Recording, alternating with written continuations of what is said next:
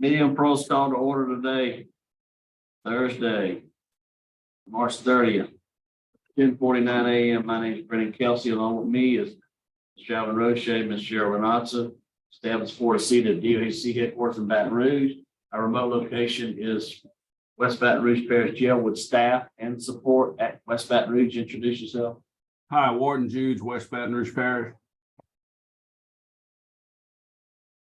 Good morning, Warden. Good morning, Mr. Alvin.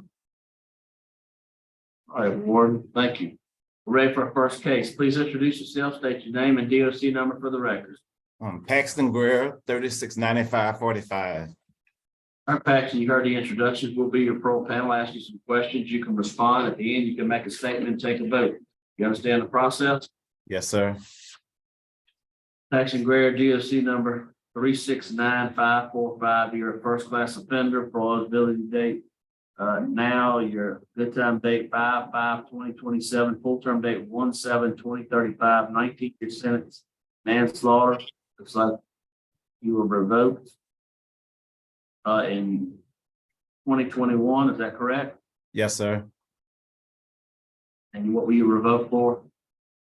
I took a charge of criminal mischief and been being behind on my fees. What are you currently doing there at the facility? Oh, I'm a trustee. I've been a trustee here ever since I've been here. I've been incarcerated, and I completed the parenting class. I've been a low risk. They said I wasn't eligible for anything else, and I've just been doing good. I don't get into trouble, anything of that nature. Right up free.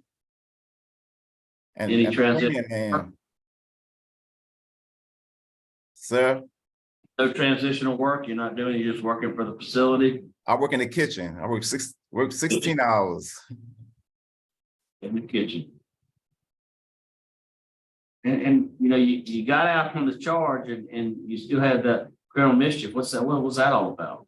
The criminal mischief. Well, I was dating a female. I was staying in Rapides Parish. I'm from Independence, Louisiana. And I paroled over there and I got married. Since then, I've been divorced. And me and the female, we didn't have it wasn't an incident. The police made an incident. She dropped the charges. This DA picked it up. The DA investigator went and spoke with her. She didn't want to pursue it, but they had another guy that was with me the day that I had with him, had the same lawyer. And his parole officer told me that he was on parole for drug charges. I was on parole for on the murder charge, but I had no idea that by him being on parole for a drug charge, that when he said that we both that we both cop out to criminal mischief, that we would go home. But I didn't know that I would have to come before the board, being that I was on a violent offense. So he went home and I didn't. That's how I ended up going before the board and being revoked. Had I known it, I would have went on the trial and had the charge thrown out. The charges were dropped. But since then, I have no contact with her or my ex-wife or anyone. You do have opposition. You know, you have opposition. What are your plans if you were to be released? Where you go? What you going to do? I'm moving with my sister an independence semester on 13011 Independence, Louisiana. I have a job already waiting on me. Where? In New Orleans at We've Got It. I have my family-owned business on my dad's side. That's a good little haul from Independence to New Orleans. Well, I have a truck and a car. That's a good little hour drive at least, huh? One way. Yes, sir. It's in the store is in Slidell. Well, you said New Orleans. The store, there's three of them. There's one on North Broad, there's one on Gentilly, and there's one in Slidell. The one it's not open, the one in Slidell. That's the one I'll be running. You know, it makes it still. It might be. It's just as far as Slidell as it is to the Gentilly. And yes, sir. It's an hour drive. Yep, a little over an hour. All right, what Warden, you got any input for us? Sir, all I can tell you in my 14 years of correction, one of the most humble offenders I've ever had. Great worker, great with trying to work with the youth in my facility, and he's been a pleasure to have here. All right, thank you. Would you answer Mr. Roche's question, please? Yes, Mr. Grayson, how are you? I'm blessed. Warden Drew said you're a humble person. Why so much violence? And violence against family members. Assault on family member in 1993. Assault on family member in 1993. Simple battery and aggravated assault, 1994. Second degree murder in 1995. What's all the violence about? Well, sir, the individual that I guess at the time that those charges were pressed on me, they're not convicting because when people press charges up, they don't be understanding the ramifications of their actions until I. Okay. Now, let's go to 2015, only 7 years ago, aggravated assault, second degree battery, false imprisonment. And you were revoked, and only in 2021, you were revoked in 2017 also, right? No, sir, I've only been revoked. I was revoked in 2019. In 2017, I went to work release. Okay, my records show that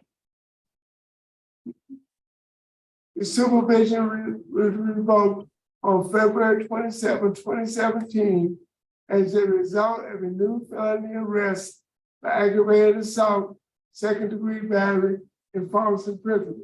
Those charges were dropped. But you were revoked.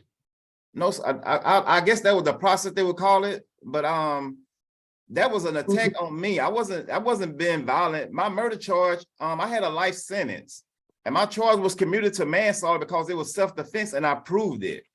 I went through my appeal process. Okay, so the records I have in front of me are wrong. Yes, sir. I have only the felony I have is the one, the murder charge. I have no other felonies. Okay, thank you, sir. All right, would you like to make a statement on your behalf? Yes, sir. I would like to say to Miss Renasa, I was in Angola with her, and you've always been an awesome person. And this ain't for I apologize to the whole board, because when I was released in 2015, I was really so excited, Miss Renasa, I wasn't paying attention to my parole, my guidelines, and I'm not a failure. I'm really a success story, and I just asked for another opportunity, and I apologize for not reading the small print when I was signing those papers for my parole eligibility. I didn't know that I would still be under the restraints of DOC. And my problem, you looked at my things, always been women. Well, I don't have no one now. You know, I've lost 8 family members to COVID, and I'm alone. That's why I have Mr. Jude just here. And I just asked, I'm moving back home with my sister. And so I'm not in a position of, for a woman to put me in a position to where those type of charges will ever be seen again in my life. I have an 8-year-old son, and I'm 49 years old. I don't want to spend the rest of my life in prison. I spent 20 years in Angola. It was rough. These 3.5 years I've been locked up has been rough. And it hurts. And I can only speak for myself. And I just ask y'all that I am an individual that'll make y'all proud of me if I was given another opportunity in my ex-society.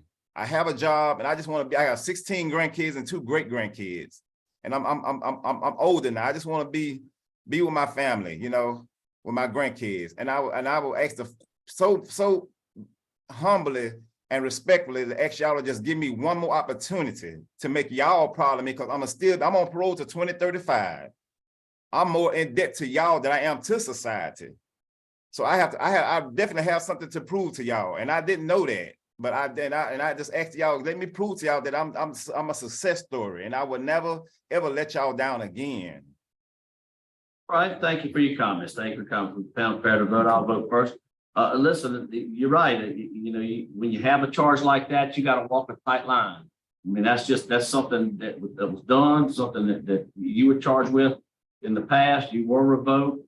You do have law enforcement opposition and victim opposition. Your good time date is coming up. For me today, I'm just not prepared to vote for you to be released. My vote is to deny your parole. Mr. Knotson. Mr. Blair, I hear what you're saying. I was impressed by what Warden Jude had to say about you. I enjoyed listening to you today. I believe you have a good transition plan. You do have a low risk score. My vote today would be to grant you. All right, Mr. Roche. Thank you, Mr. Graham. Based on a poor supervision history DA's office is strongly opposed to law enforcement opposition in a history of violence. My vote is to deny your request. But you have 2 votes to deny and 1 to grant. Today, your parole's been denied. Good luck to you, and we'll adjourn at 10:59. Thank you, board.